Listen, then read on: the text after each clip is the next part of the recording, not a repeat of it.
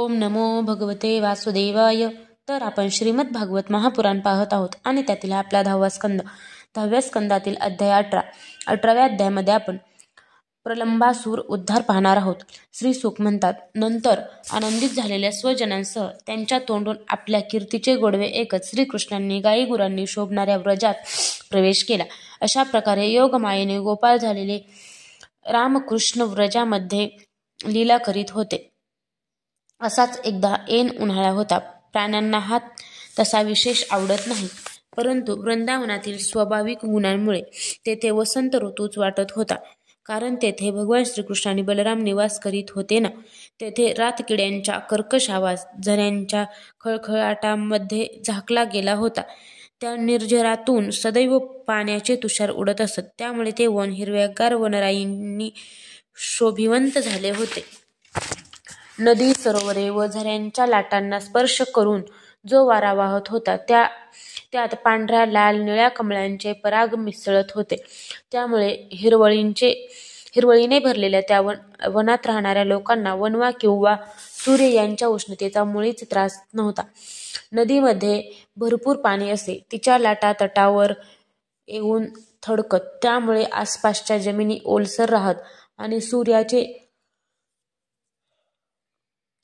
विषासारखे प्रखर किरण सुद्धा तेथील जमिनी आणि हिरवेगार गवत सुकवू शकत नसत. त्या वनामध्ये फुले विपुल असल्याने तेथे सौंदर्य ओसंडत होते. कुठे रंगीबेरंगी पक्षी किलबिलाट करीत, तर कुठे हरिणे चित्कार करीत, कुठे मोर केकारव करीत, तर कुठे भ्रमर गुंजारव करीत, कुठे कोकिळा कुहू कुहू गात, तर कुठे सारस पक्षी कूजन करीत. त्या वनात श्रीकृष्ण आणि बलराम यांनी क्रीडा करण्याचे ठरविले म्हणून गोधन घेऊन बासरी वाजवीत ते त्या वनात शिरले. राम, कृष्ण इत्यादी गोपाळ कोवळी पाने, मोरपिसांचे गुच्छ, फुलांचे हार आणि गेरूसारखे रंग लावून सजले. नंतर कोणी नाचू लागले, कोणी कुस्ती खेळू लागले आणि काही जण गाऊ लागले. ज्यावेळी श्रीकृष्ण नाचू लागत त्यावेळी काही जण गाऊ लागत, तर काही जण बासरी व शिंगे वाजवू लागत. काही जण हातांनीच ताल धरीत, तर काही जण वाह वाह म्हणत. परीक्षिता त्यावेळी नट जसे नायकांची प्रशंसा करत, त्याप्रमाणे देव गोपांचे रूप धारण करून तेथे येत आणि गोप जातींमध्ये जन्म घेऊन लपून राहिलेल्या बलराम व श्रीकृष्णांची स्तुती करू लागत. झुलपे असणारे श्रीकृष्ण आणि बलराम कधी एकमेकांचे हात धरून गोल गोल फिरत, कधी उंच उड्या मारत, कधी पैज लावून ढेकळे फेकीत, कधी दंड थोपटत, कधी गट करून एकमेकांना ओढीत, कधी एकमेकांशी कुस्ती खेळत, अशा प्रकारे निरनिराळ्या तऱ्हेचे खेळ खेळत. हे राजा, कधी कधी जेव्हा इतर गोपाळ नाचू लागत तेव्हा स्वतः रामकृष्ण गात किंवा वाजवीत किंवा शाब्बास शाब्बास म्हणून त्यांची प्रशंसा करू लागत.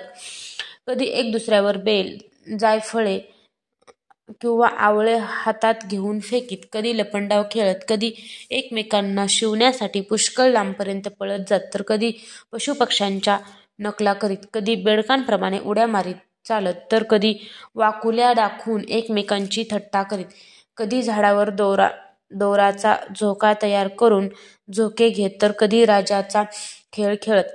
अशा रीतीने सामान्यपणे मुले जे खेळ खेळतात तसेच खेळ ते वृंदावनातील नदी, पर्वत, दऱ्या, कुंज, वन, सरोवरे वगैरे ठिकाणी खेळत.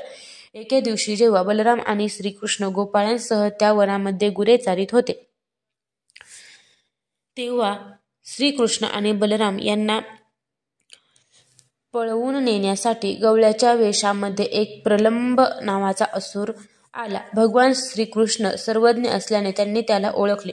तरीही त्यांनी त्याची मैत्री मान्य केली, कारण त्यांना त्याला मारायचे होते. क्रीडा प्रकारात तज्ज्ञ असणाऱ्या श्रीकृष्णांनी गोपाळांना जवळ बोलावून म्हटले, मित्रांनो, आज आपण यथायोग्य रीतीने 2 गट करून खेळू. गोपाळांनी त्या खेळासाठी बलराम आणि श्रीकृष्णांना नायक बनविले. काही जण श्रीकृष्णाचे तर काही जण बलरामाचे साथीदार झाले. नंतर ते वाहून नेण्याच्या प्रकारचे पुष्कळ खेळ खेळले. यामध्ये विजेता गट हरणाऱ्यांच्या पाठीमागे बसत असे व हरणारा त्यांना वाहून नेत असे. अशा प्रकारे वाहणारे व वाहिले जाणारे असे दोन्ही गट श्रीकृष्णांच्या नेतृत्वाखाली गोधनाला चारीत भांडीरक नावाच्या वडाच्या झाडाजवळ जाऊन पोहोचले. परीक्षिता एकदा बलरामाच्या गटातील श्रीदामा, वृषभ इत्यादी मुलांनी खेळामध्ये बाजी मारली तेव्हा श्रीकृष्ण वगैरे त्यांना आपल्या पाठीवर बसवून वाहून नेऊ लागले. हरलेल्या श्रीकृष्णांनी श्रीदाम्याला आपल्या पाठीवर बसवून घेतले. भद्रसेनाने वृषभाला आणि प्रलंबाने बलरामांना. दानवश्रेष्ठ प्रलंबाने श्रीकृष्णाला हरवणे कठीण आहे हे ओळखून तो त्यांच्याच गटात गेला. तो बलरामांना पाठीवर घेऊन वेगाने पळत सुटला व ठरलेल्या ठिकाणाच्याही पुढे निघून गेला. एखाद्या मोठ्या पर्वता इतक्या वजनदार बलरामांना घेऊन जाता जाता प्रलंबासुराची चालणे थांबले. त्याने आपले खरे दैत्यरूप धारण केले. त्याच्या काळ्या शरीरावर सोन्याचे दागिने चमकत होते. गौरवर्ण बलरामांना पाठीवर घेतल्यामुळे तो असा दिसत होता की जणू वीजयुक्त काळ्या ढगाने चंद्राला धारण केले आहे. त्याचे डोळे धगधगत होते. भयंकर दाढा भुवयांना जाऊन भिडल्या होत्या. त्याचे केस आगीच्या ज्वाळे सारखे दिसत होते. त्याच्या पायातील कडी, मुकुट आणि कुंडले त्याच्या चमकण्याने तो अधिकच भयानक वाटत होता.